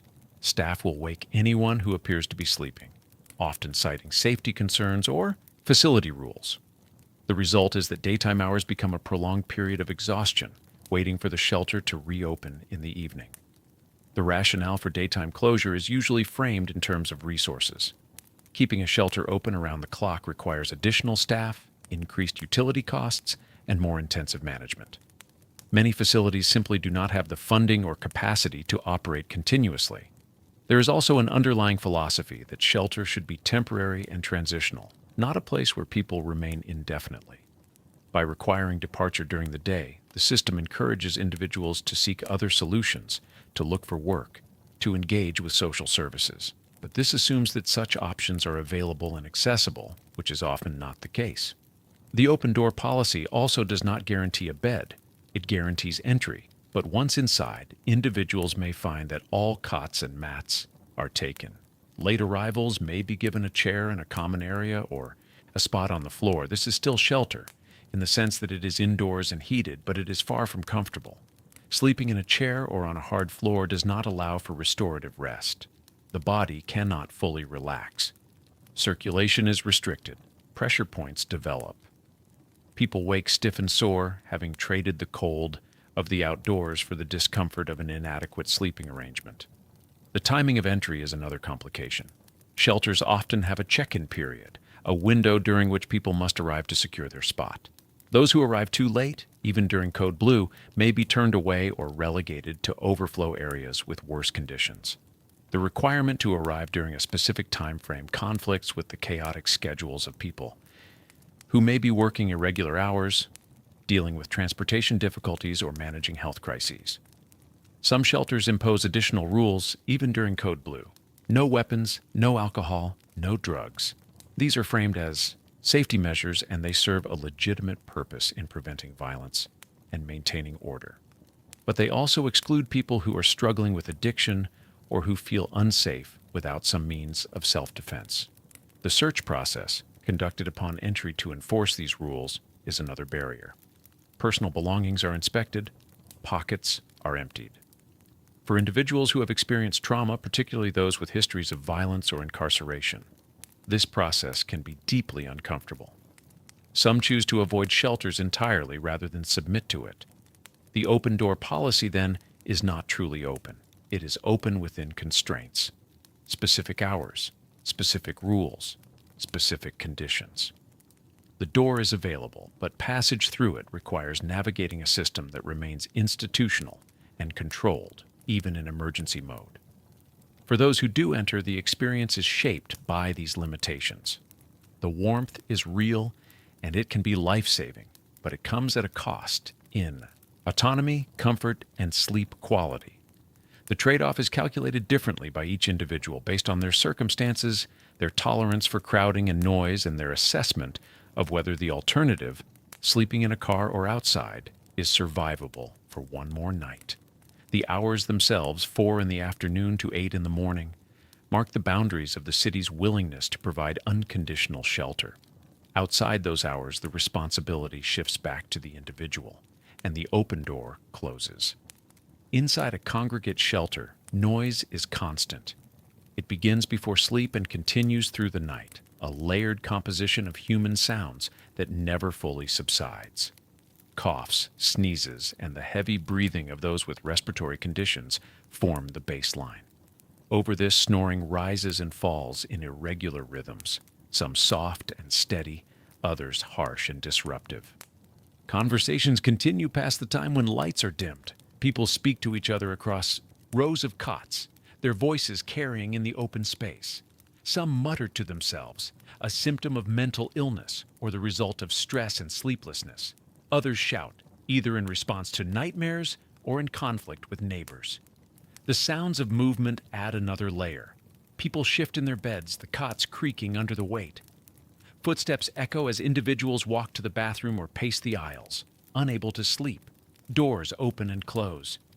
Staff move through the room, conducting wellness checks or responding to disturbances. This auditory environment is described by residents and researchers as a constant symphony. The term is used without irony. It is a symphony in the sense that it is complex, layered, and unrelenting. But it is not harmonious. It is a source of stress, a barrier to rest, and for some, a trigger for trauma responses. The human nervous system is not well suited to sleep in noisy environments. The brain continues to process auditory information even during sleep, monitoring for potential threats. Sudden or unfamiliar sounds can trigger arousal, pulling the sleeper out of deeper stages and back into wakefulness. In a shelter, these triggers are frequent. A shout, a crash, a siren from outside, all of these can interrupt sleep. The cumulative effect is that residents spend more time in light sleep and less time in the restorative stages of slow-wave sleep and REM. Fragmentation is the norm, not the exception. For individuals with post-traumatic stress disorder, the problem is more severe. PTSD is associated with hypervigilance, an exaggerated startle response, and difficulty distinguishing between actual threats and benign stimuli. In a crowded, noisy shelter, the brain remains on high alert. Sleep becomes shallow and fitful, dominated by the need to stay aware of the surrounding environment. Earplugs are a common countermeasure. Many shelters distribute foam earplugs to residents, and individuals who have been in the system for a while often bring their own. Earplugs reduce the volume of ambient noise and can make sleep somewhat easier, but they also introduce a new concern, the inability to hear actual threats, such as fire alarms, verbal warnings from staff, or conflicts escalating nearby. The trade-off is personal. Some residents choose to wear earplugs and accept the risk of not hearing important sounds. Others go without, prioritizing awareness over comfort. There is no perfect solution, only a choice between competing vulnerabilities. Noise also carries emotional weight, the sounds of suffering, coughing fits that last for minutes, the moan of someone in pain, the sobbing of a person overwhelmed by their circumstances are reminders of shared fragility. Residents hear the struggles of others and are confronted with the reality that they are part of a community defined by hardship. This can foster empathy and solidarity. People offer tissues, check on those who seem distressed, or simply share a look of understanding, but it can also deepen despair. Hearing others in pain, particularly when there is no ability to help, reinforces the sense of powerlessness that many already feel. The acoustic environment varies by facility. Older buildings with high ceilings and hard surfaces create more echo and reverberation. Newer shelters, particularly those designed with trauma-informed principles, use sound-dampening materials. Acoustic panels on walls and ceilings, carpeting in common areas, and the strategic placement of barriers can reduce the overall noise level. But even in better designed spaces, the density of people ensures that silence is unattainable. 200 individuals in a single room, each breathing, moving, and occasionally making noise, create a baseline volume that cannot be eliminated without separating people into smaller groups. Separation, however, requires more space and more resources. The economic logic of congregate shelters is based on efficiency, maximizing the number of people served per square foot. Reducing density would mean serving fewer people, which is politically and ethically difficult when demand for shelter exceeds supply. The Symphony of Sound, then, is a structural feature of the congregate model. It is not incidental or easily fixed. It is the result of putting many people in close proximity with minimal barriers between them. Understanding this helps explain why some individuals, even during Code Blue, choose to sleep in their cars or outside. The cold may be dangerous, but it is quiet. The solitude, even in discomfort, offers a form of rest that the shelter cannot provide. The decision to enter a shelter during winter is not automatic, even when temperatures reach dangerous levels. It involves weighing immediate physical safety against other forms of harm. Psychological stress, loss of autonomy, and the practical difficulties that arise from leaving belongings unguarded. For someone living in a vehicle, the car contains more than just a place to sleep. It holds everything they own. Clothing, documents, medications, tools, and sentimental items are stored in the trunk, under seats, or packed into every available space. Leaving the vehicle to enter a shelter means leaving these possessions vulnerable. Theft is a real concern. Parked cars are broken into, windows are smashed, items are taken. Even if the vehicle is locked and the windows covered, there is no guarantee of security. For someone whose entire life is contained in that space, the risk of loss is enormous. Some shelters offer storage, but capacity is limited. Lockers, when available, are small, large enough for a backpack perhaps, but not for the bulky items that make winter survival possible. Sleeping bags, extra blankets, coats, boots. The choice becomes, bring everything and have nowhere to store it, or leave it behind and hope it remains untouched. This calculation is further complicated by the difficulty of returning to the vehicle the next morning. Shelters often require residents to leave by 8 in the morning, but the vehicle may be parked miles away. Public transportation may not run early enough. Walking in cold weather, particularly after a night of disrupted sleep, is exhausting. By the time the person returns to their car, hours have passed during which anything could have happened. The alternative is to stay in the vehicle. The cold is manageable if the wool sandwich is properly assembled, if the reflective insulation is in place, if there are no gaps in the layers. It is uncomfortable and there is risk, but it is a known risk. The person has control over their environment. They can adjust layers, crack the window more or less, and wake or sleep according to their own needs, rather than the schedule imposed by a shelter. Privacy plays a significant role in this decision. In a vehicle, the person is alone. They can change clothes without being watched. They can cry, talk to themselves, or simply sit in silence, without the presence of others. For individuals who have experienced trauma, particularly trauma involving violation of personal space, this privacy is essential. Shelters, by design, eliminate privacy. Sleeping areas are communal. Bathrooms are shared. Showers, when available, are often in group settings with minimal partitions. The constant visibility, the inability to retreat into private space, creates a psychological burden that some find intolerable. The intake process itself is a barrier.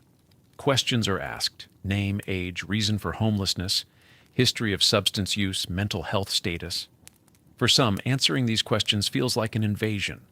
For others, it is a reminder of past encounters with systems that have failed them: hospitals, jails, social services, and the answers are given with resignation or refusal. Physical searches are conducted at many shelters to enforce rules against weapons, drugs, and alcohol. Bags are opened, pockets are checked. The process is framed as necessary for safety, and it does prevent some incidents. But it is also humiliating, particularly for those who have experienced police interactions or other forms of institutional control. The sensory environment, as discussed previously, weighs heavily in the decision. Noise, smells, and the visual chaos of a crowded room are overwhelming for some. Individuals with sensory processing issues, autism spectrum conditions, or heightened anxiety find the shelter environment actively harmful. The stress of being in such a space can outweigh the physical danger of cold. Medical vulnerabilities add another dimension to the calculus. Someone with a compromised immune system may avoid shelters because of the high risk of respiratory infections. Crowded conditions facilitate the spread of colds, flu, and tuberculosis. A night in the warmth of the shelter may result in weeks of illness, which in turn makes survival more difficult. Conversely, someone with a chronic condition that makes them especially vulnerable to cold, diabetes, cardiovascular disease, or peripheral neuropathy, may have no choice but to enter the shelter despite the drawbacks. The cold poses an immediate, life-threatening risk that outweighs other concerns. Substance use complicates the decision further. Many shelters have sobriety requirements, even during Code Blue. Someone who is using alcohol or drugs to manage pain, to cope with trauma, or due to addiction, must choose between entering the shelter and giving up the substance, or staying outside and maintaining their current state. Withdrawal in a cold environment is dangerous, but so is entering a shelter while intoxicated, which may result in being turned away or removed. The quality of past experiences with shelters also shapes the decision. Someone who has been treated with respect, who found the staff helpful, and the environment tolerable, is more likely to return. Someone who has been yelled at, had their belongings confiscated, or witnessed violence is less likely to enter again, regardless of the temperature. There are also individuals who have been banned from specific shelters due to past behavior. These bans may be temporary or permanent, and they remove the option of entry entirely. The person is left with fewer choices, forced to rely on other shelters that may be farther away, less accessible, or already full. The calculation is made anew each night. The temperature forecast is checked. The condition of the vehicle's insulation is assessed. The person's physical state, are they already sick, exhausted, injured, is factored in. The availability of shelter beds, if that information is accessible, influences the decision. And the internal state, the psychological capacity to endure another night in a crowded room, is weighed against the physical capacity to endure another night in the cold. There is no single answer. The decision is personal, shaped by individual circumstances, past experiences, and the specific conditions of that particular night. For some, the shelter is a necessary refuge. For others, it is a place of last resort, entered only when all other options have been exhausted. Understanding this calculus is essential to understanding why Code Blue shelters, despite being open and available, are not used by everyone who needs them. The barriers are not always visible or physical. They are psychological, sensory, and relational. They are the accumulated weight of past trauma, present discomfort, and the constant effort to maintain some measure of control in a situation defined by its lack. In recent years, a shift has occurred in how some shelters approach design and operation. The framework is called Trauma-Informed Design, abbreviated as TID. It is based on the recognition that many individuals experiencing homelessness have histories of trauma, violence, abuse, neglect, or institutional harm, and that the built environment can either support healing or reinforce harm. The principles of TID are straightforward. Spaces should promote safety, choice, collaboration, and empowerment. They should avoid replicating the conditions that cause trauma in the first place: confinement, lack of control, sensory overload, and dehumanization. In practice, this translates into specific design elements. Natural light is prioritized. Large windows, skylights, and glass doors bring daylight into spaces that might otherwise feel enclosed and institutional. Studies have shown that access to natural light improves mood, regulates circadian rhythms, and reduces feelings of depression. For individuals spending much of their time indoors, often in facilities with harsh artificial lighting. This connection to the outside world is meaningful. Acoustic control is another key element. Sound dampening materials are installed on walls and ceilings. Acoustic panels, often made of fabric-wrapped foam or perforated wood, absorb sound rather than reflecting it. This reduces the reverberation that makes crowded spaces feel chaotic. Carpeting in common areas and hallways further softens footsteps and ambient noise. Some facilities create designated quiet zones, areas where conversation is discouraged and noise is minimized. These spaces offer respite from the constant auditory bombardment of the main sleeping areas. They may contain comfortable seating, soft lighting, and plants, creating an environment conducive to rest and reflection. Visual aesthetics receive attention in trauma-informed facilities. Institutional settings are often stark: white walls, fluorescent lights, metal furniture. These choices are economical, but they communicate abandonment and disregard. TID advocates for color, for artwork, for design choices that signal to residents that they are valued. Murals painted by local artists, photographs of landscapes, or even simple touches like curtains on windows and tablecloths in dining areas change the emotional tone of a space. The message becomes, this is a place where people live, not just a warehouse for bodies. Access to nature is incorporated where possible. Courtyards, even small ones, provide outdoor space that residents can use. Gardens, where residents can plant vegetables or flowers, offer a sense of agency and connection to growth. One shelter resident, quoted in research on TID, described the experience of feeding birds in a courtyard as creating enthusiasm and hope. The observation that plants thrive in the facility led to the internal realization, if they can thrive, we can thrive. Personal agency is supported through small measures of control. Bedside lamps that residents can turn on or off individually allow them to read or sleep according to their own schedules rather than being subject to the central lighting controlled by staff. Lockers provide secure storage for personal items, reducing anxiety about theft and offering a private space within the communal environment. Temperature control, where feasible, is localized. Rather than a single thermostat for an entire room, smaller zones allow residents to adjust the warmth in their immediate area. This is particularly important for individuals with medical conditions that affect their tolerance for heat or cold. The design of intake areas is also considered. Rather than a single desk with staff behind a barrier, some facilities use open, welcoming spaces where conversations can happen at eye level, with seating that does not reinforce a power differential. The goal is to make the entry process feel less like an interrogation and more like a conversation. Privacy is addressed through the use of partitions, curtains, or individual sleeping pods. These do not provide complete isolation, but they create visual barriers that reduce the feeling of being constantly observed. For someone trying to sleep, the ability to close a curtain and create a boundary, however thin, makes a significant difference. Bathrooms and showers are designed with dignity in mind. Individual stalls with doors that lock, rather than open group showers, allow people to bathe in private. Hooks for clothing, shelves for toiletries, and adequate lighting make the experience less degrading. Staff training is a core component of TID, though it is not strictly a design element. Staff are taught to understand the impact of trauma on behavior, to respond with empathy rather than punitive measures, and to recognize that what may appear as defiance or aggression is often a response rooted in past harm. This shifts the culture of the facility, making it less adversarial and more supportive. The effectiveness of these changes is documented in studies comparing traditional shelters with trauma-informed facilities. Residents in TID environments report higher levels of satisfaction, lower levels of stress, and a greater willingness to engage with services. Sleep quality improves. Incidents of conflict decrease.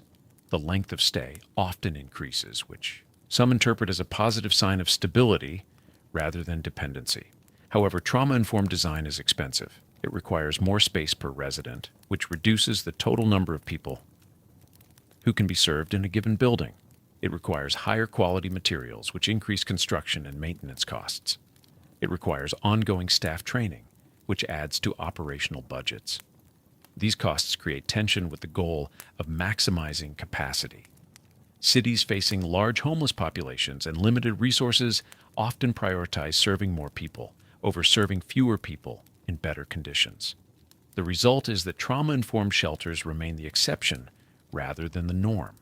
Where they do exist, they demonstrate that the environment matters, that the physical and sensory qualities of a space shape the experience of those who use it, that design choices can either support recovery or deepen harm.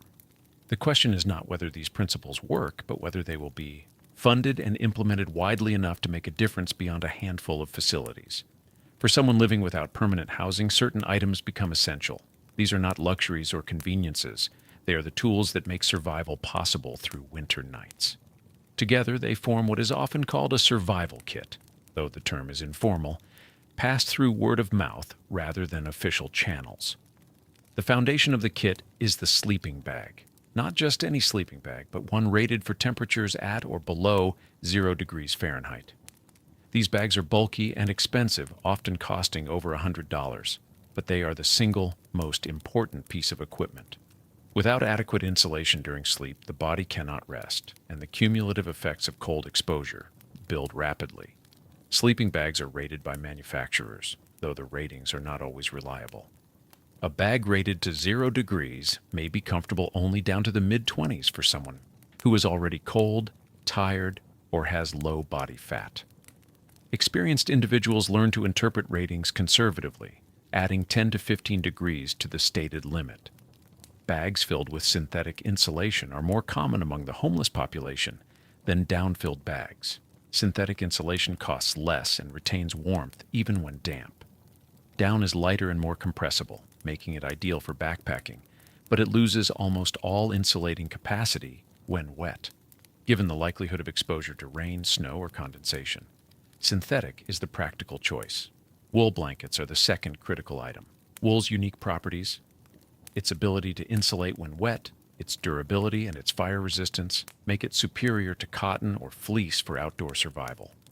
Military surplus stores often stock wool blankets, and they are distributed by some charities during winter months. The blanket serves multiple purposes. It can be layered over the sleeping bag for additional warmth. It can be used as a ground cover to block cold rising from below. It can be draped over the shoulders during the day. It can be shared, if necessary, with someone who has none. Socks, particularly wool socks, are essential. Feet are vulnerable to cold due to their distance from the core and the reduction in blood flow caused by vasoconstriction. Frostbite commonly affects toes first. Multiple pairs of socks allow for layering and provide backups when one pair becomes wet. Mittens or gloves protect the hands. Mittens are warmer because they keep the fingers together, allowing shared body heat. Gloves offer more dexterity but less warmth. Some people carry both, using gloves for tasks that require fine motor control and mittens for sleeping or waiting outdoors. A hat is small but vital. The head loses heat rapidly due to its high surface area and thin layer of insulation. Wearing a hat, particularly one that covers the ears, significantly reduces heat loss. Wool or fleece hats are common, and they can be pulled down over the face if needed. Reflective blankets, the thin MPET sheets, often called space blankets, are part of most survival kits. They weigh almost nothing and fold into a small package. They are distributed by emergency services and sold in camping stores for a few dollars. Though fragile and uncomfortable when used alone, they provide a significant boost to warmth when layered with other materials. Insulated sleeping pads or foam mats prevent heat loss through conduction when sleeping on cold ground or in a vehicle. These pads are rated by their R value, a measure of thermal resistance. Higher R values indicate better insulation. A pad with an R value of 3 or higher is considered adequate for winter use. Tarps serve multiple functions. They can be used to create a temporary shelter to cover belongings during rain or to block wind. Heavy-duty tarps made of canvas or reinforced plastic withstand repeated use better than lightweight versions. A portable stove, if someone can afford one and knows how to use it safely, provides the ability to heat water and cook food. Small propane or butane stoves designed for camping are common. However, they come with risks. Carbon monoxide poisoning is a serious concern when stoves are used in enclosed spaces like tents or vehicles. Proper ventilation is critical, but it conflicts with the need to retain warmth. Many people do not use stoves due to the cost of fuel, the danger, or the difficulty of finding safe places to operate them. Instead, they rely on access to hot water from public facilities, libraries, gas stations, fast food restaurants, to fill bottles or thermoses that can provide warmth without the need for a stove. Documents are part of the survival kit in a different sense. Identification, medical records, and social security cards are kept in waterproof bags. These documents are necessary for accessing services, but they are also difficult to replace if lost. Some individuals keep copies in multiple locations to reduce the risk of total loss. Medications, if prescribed, are stored carefully. Cold can affect the efficacy of some medications, so they are often kept close to the body. For individuals managing chronic conditions, diabetes, hypertension, mental illness, losing access to medication during winter can create a medical crisis. The survival kit is not static. Items wear out. Sleeping bags lose loft as the insulation compresses, zippers break, blankets develop holes, socks wear through at the heel. Replacing these items requires money, access to stores or charities, and often a degree of luck in finding exactly what is needed. This is where homeless sweeps become particularly damaging. When authorities clear encampments, they often confiscate or destroy tents, sleeping bags, and other belongings. The justification is public health or safety, but the result is that individuals lose the tools they need to survive. Research from New York City documented the impact of sweeps. Thousands of people were affected, their belongings taken and discarded. Yet only a tiny fraction, often less than 5%, entered the shelter system and remained for more than a day. The sweeps did not solve homelessness. They simply stripped away the resources people had assembled to manage it. After a sweep, the process of rebuilding the survival kit begins again. Charities are contacted, donations are requested, items are scavenged or purchased if any money is available. But this takes time, and winter does not wait. Nights without adequate insulation, without a sleeping bag or blanket, are dangerous. The body's reserves are depleted. Illness becomes more likely. The margin between survival and crisis narrows. The survival kit, then, is more than a collection of items. It is the physical manifestation of the knowledge and effort required to endure winter without housing. Each item represents a specific vulnerability addressed, a specific problem solved. Losing the kit is not merely an inconvenience, it is a setback that can take weeks to recover from, during which the person is exposed to the full force of winter's danger. The health of individuals experiencing homelessness is often described using the metaphor of an iceberg. Only a small portion is visible, the acute crises that result in emergency room visits or hospitalizations. The much larger portion, the chronic conditions and untreated symptoms, remains hidden beneath the surface. Data from studies in Ireland and similar research in the United States document this disparity. Homeless individuals attend emergency departments at a rate nearly 20 times higher than the general population. They are hospitalized more frequently and for longer durations. Yet despite this higher utilization of acute care, their overall health outcomes are far worse. 81% of homeless individuals have at least one chronic physical condition. These include diabetes, hypertension, chronic obstructive pulmonary disease, and heart disease. 58% have a diagnosed mental health condition. The prevalence of these conditions is far higher than in the housed population, and the conditions are often more severe due to lack of treatment and the stresses of living without shelter. Winter exacerbates all of these issues. Cold exposure increases the workload on the cardiovascular system. The heart must pump harder to maintain circulation to the extremities. Blood pressure rises. For someone with existing heart disease, this additional strain can trigger a cardiac event. Respiratory conditions worsen in cold weather. Breathing cold air irritates the lungs and constricts airways. For individuals with asthma or COPD, this can precipitate an acute episode. The risk is compounded by exposure to smoke from fires, mold and damp sleeping environments, and respiratory infections that spread easily in crowded shelters. Hypothermia is the most direct cold-related health risk. It begins when the core body temperature drops below 95 degrees Fahrenheit. Early symptoms include shivering, confusion, slurred speech, and loss of coordination. These symptoms can be mistaken for intoxication, particularly by people who are not familiar with hypothermia. This misidentification is dangerous. Someone in the early stages of hypothermia who is assumed to be drunk may be left alone, allowing the condition to progress. As hypothermia deepens, shivering stops. This is often misinterpreted as improvement, but it actually indicates that the body has exhausted its ability to generate heat through muscular activity. Mental confusion increases. Decision-making becomes impaired. The person may begin removing clothing, a paradoxical behavior that accelerates heat loss. Severe hypothermia, defined as a core temperature below 82 degrees, is a medical emergency. The heart becomes unstable. Cardiac arrest is a significant risk. Survival depends on rapid rewarming in a controlled medical setting. Field treatment is limited and carries its own risks, as rewarming too quickly can cause dangerous shifts in blood chemistry. Frostbite affects the extremities, fingers, toes, ears, and nose. It occurs when tissue freezes, forming ice crystals that damage cells. Early-stage frostbite, sometimes called frost nip, is reversible if the area is rewarmed gently.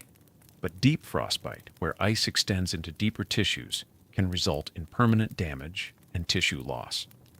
The challenge is that frostbite often develops without significant pain in its early stages. The affected area feels numb. By the time pain develops during rewarming, significant damage may have already occurred. For someone living outdoors or in a vehicle, regular checking of fingers and toes is necessary, but not always practical, especially during the coldest parts of the night, when getting out of a sleeping bag to inspect extremities is itself dangerous. Infections are more common in winter among the homeless population. Respiratory infections spread in crowded shelters. Skin infections develop from wounds that are not properly cleaned or treated. Urinary tract infections occur due to inadequate hygiene facilities. These infections, if untreated, can progress to more serious conditions requiring hospitalization. Yet access to health care is limited. Barriers include lack of transportation, lack of insurance, distrust of medical institutions based on past negative experiences, and the practical difficulty of managing chronic conditions without stable housing.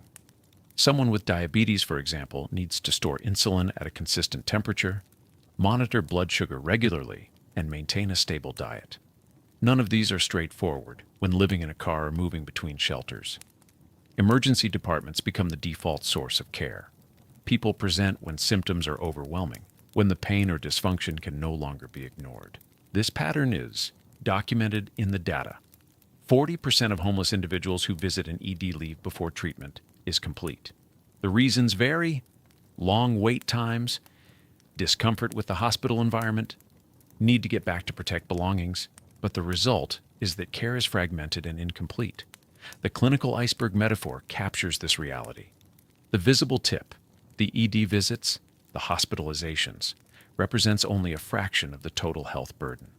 Beneath the surface are untreated chronic conditions, delayed care for acute problems, and the cumulative wear on the body from sustained stress and exposure. Winter makes the iceberg larger. Cold adds new health risks while making existing conditions harder to manage. The body's resources are directed toward maintaining warmth, leaving less capacity to fight infections or manage chronic disease. Sleep deprivation from cold exposure impairs immune function. Malnutrition, already a concern, becomes more dangerous as the body's metabolic demands increase. Healthcare providers working with homeless populations during winter focus on harm reduction. They provide warm clothing, blankets, and access to warming centers. They offer flu shots and treat respiratory infections early. They check for signs of hypothermia and frostbite during outreach visits. But these interventions, while valuable, are reactive. They address symptoms and immediate crises rather than the underlying condition of homelessness itself. The health costs of winter homelessness extend beyond the individuals directly affected. Emergency departments, already strained, face increased demand. Hospital beds are occupied for longer periods. The financial burden falls on public health systems that are often underfunded. Yet the human cost is greater. Lives are shortened. Suffering is prolonged. The health trajectory of someone experiencing homelessness is described as more akin to a cliff than a gradual decline. The fall is steep and difficult to reverse. Understanding the clinical iceberg is essential to understanding the stakes of winter survival. It is not merely about getting through one cold night. It is about the accumulated damage over many nights. The slow erosion of health that makes each subsequent winter harder to endure. Through the long hours of winter nights, survival depends on small measures. These are not grand interventions or systemic solutions. They are the modest, repeated actions that make the difference between enduring and succumbing. In a vehicle, one such measure is the hot water bottle. The process is simple. A sturdy plastic bottle is filled with water heated on a portable stove or obtained from a public facility. The bottle is sealed tightly, wrapped in a towel or sock to prevent burns, and placed inside the sleeping bag. The warmth radiates outward, creating a zone of comfort that allows the body to relax. The psychological effect is as important as the physical. The warmth is deliberate, chosen, controlled. It is a small act of self-care in an environment where such acts are difficult. As the hours pass, the water cools, the warmth fades, but by then, if the timing is right, the sleeper has drifted into the first stages of sleep. The body's own heat production has stabilized the internal temperature. The external warmth was needed only to initiate the transition, not to sustain it through the entire night. In a shelter, small measures take different forms. A birthday cake brought in by staff or volunteers becomes an event. Candles are lit. A song is sung. For a few minutes, the space transforms from a site of crisis management into a place where celebration is possible. The cake itself is ordinary. The gesture is not. It signals that residents are seen as individuals, that their existence is worth marking, that they are more than the circumstances that brought them to the shelter. This recognition, however brief, has meaning. Shared meals serve a similar function. A pizza, delivered for dinner, eaten in the common area with others, creates a communal experience. Conversation flows more easily over food. Connections form. The isolation that often accompanies homelessness is interrupted, if only for the duration of the meal. These gustatory experiences, as researchers term them, are about more than nutrition. They are about dignity and belonging. They remind residents that they are part of a community, that their presence matters, that care is being extended toward them. Access to outdoor space, even a small courtyard, offers another form of relief. The ability to step outside, to breathe fresh air, to see the sky, breaks the sensory monotony of indoor confinement. For someone who has spent weeks in crowded rooms, this connection to the outside world is restorative. Feeding birds in a courtyard, tending a small garden, or simply sitting on a bench in sunlight.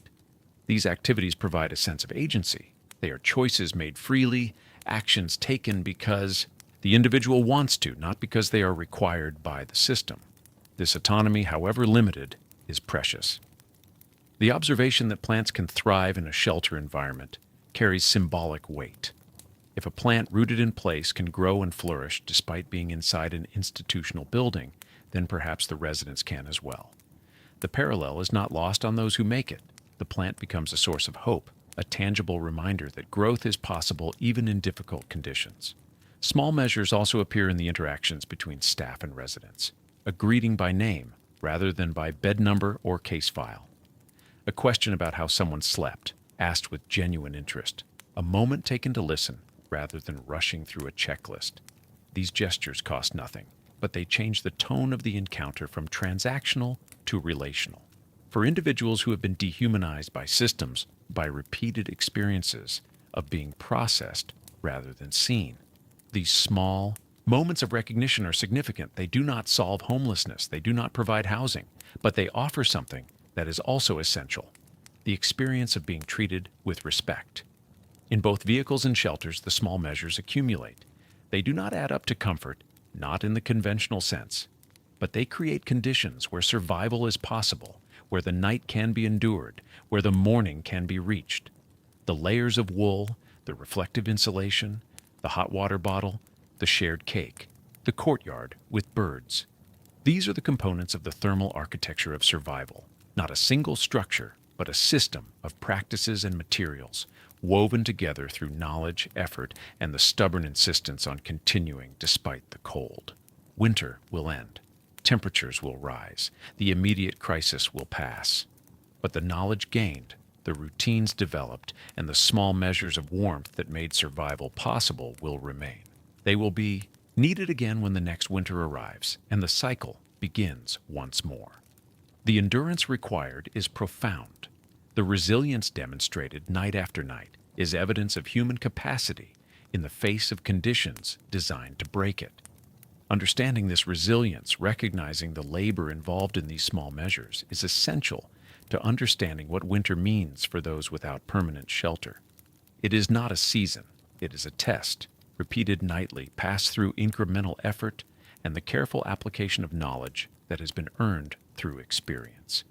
The measures are small because that is all that is available, but small does not mean insignificant. In the arithmetic of winter survival, small measures are everything.